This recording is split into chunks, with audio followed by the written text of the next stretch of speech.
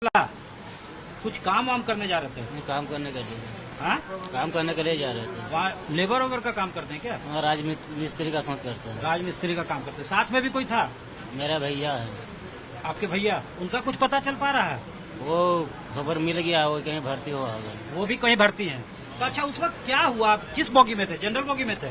General में थे। तो क्या हुआ अचानक से? कैसा महसूस हुआ? अचानक से तुरंत इधर उधर गाड़ी पूरा उठा पटक में लगा। हाँ। तो बाद में पता चला कि उधर से जड़ी आ रहा था, कोयला गाड़ी आ रहा था। हाँ। उसी से चोट वोट लग गया उसी में आपको? तो आप होश में थे? आपने देखा उसको या बेहोश थे? होश थे। ओडिशा के बालासेर जिले में हुए भीषण रेल हादसे में अब तक 288 लोगों की जान जा चुकी है। वहीं 800 के करीब यात्री घायल बताए जा रहे हैं, जबकि 56 लोगों की स्थिति चिंताजनक बनी हुई है। घटनास्थल का रेस्क्यू ऑपरेशन अभी भी जारी है। इस बीच भारतीय रेलवे का बयान आया है, जिसमें हादसे के बारे में विस्तार से बताया गया है। जहां लोग अपनों को तलाश कर रहे हैं, जहां लोग एक दूसरे के साथ तो बैठे थे, लेकिन जब उनकी आंख खुली तो वो सिर्फ और सिर्फ तन्हा थे, सिर्फ और सिर्फ अकेले थे।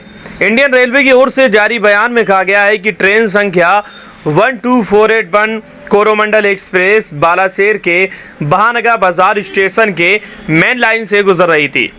उसी समय लूप लाइन पर उसकी टक्कर मालगाड़ी से हो गई और जिस समय यह हादसा हुआ, कोरोमंडल एक्सप्रेस ट्रेन पूरी रफ्तार में थी। उसे स्टेशन पर रोकना संभव नहीं था और इसी का परिणाम था कि 21 कोच पटरी से उतर गई और 3 कोच डाउन लाइन पर चले गए। रेलवे ने बताया कि आखिरकार कैसे हुआ यह हादसा। ये एक ऐसा हादसा है जो कि लोगों के रोंगटे खड़े कर दिए हैं। रेलवे ने जानकारी दी है कि हर स्टेशन पर दूसरी ट्रेन पास कराने के लिए कूप लाइन होती है।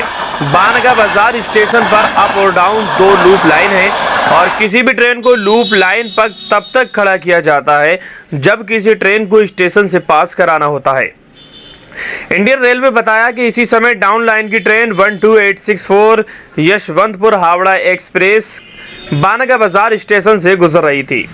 उसकी कोरोमंडल एक्सप्रेस से टक्कर हो गई, जिसके बाद हावड़ा एक्सप्रेस के 2 डिब्बे ड्रेल हो गए और किसी ट्रेन में कितने लोगों ने कराया था रिजर्वेशन। रेलवे की तरफ से यह भी बताया गया है कि कोरोमंडल एक्सप्रेस में 1257 लोगों ने रिजर्वेशन कराया था, जबकि हावड़ा यशवंतपुर एक्सप्रेस में 1039 लोगों ने रिजर्वेशन कराया था।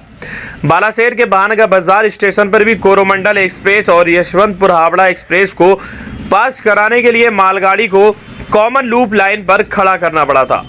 कोरोमंडल एक्सप्रेस फुल स्पीड से मैन अप लाइन से गुजर रही थी और उसी वक्त डाउन लाइन से यशवंतपुर हावड़ा एक्सप्रेस भी गुजर रही थी और इन ट्रेनों का यहाँ पर स्टॉपेज नहीं था और ये फुल स्पीड में थे।